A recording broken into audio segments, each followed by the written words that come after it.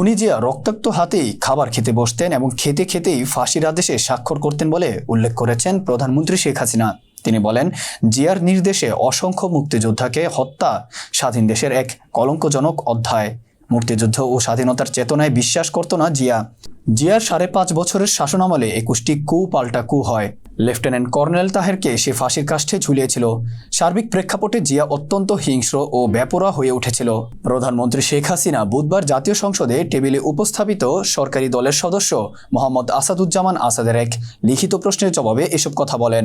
Anthony মাসকারেনহাসের Bangladesh legacy of blood বইয়ের উদ্ধৃত দিয়ে শেখ হাসিনা বলেন, যেখানে তিনি লিখেছেন, সরকারি হিসাব মতে জিয়া 1977 সালের 9 অক্টোবর পর্যন্ত মাত্র 2 মাসের মধ্যে 1143 জন সৈনিককে ফাঁসির দড়িতে ঝুলিয়ে হত্যা করেছিল। প্রধানমন্ত্রী বলেন, জাতির পিতা বঙ্গবন্ধু শেখ মুজিবুর রহমানকে সপরিবারে নির্মমভাবে হত্যার পর জিয়াউর রহমান সংবিধান লঙ্ঘন করে একাধারে সেনাপ্রধান ও রাষ্ট্রপতির পদ দখল করেন। ইতিহাসের এই ঘৃণ্যতম হত্যাকাণ্ডের জিয়ার সংশ্লিষ্টতা ছিল। খুনি ফারুক রশিদরা আগে থেকেই জাতির পিতাকে হত্যার পরিকল্পনা করে, যেটা জিয়া জানত।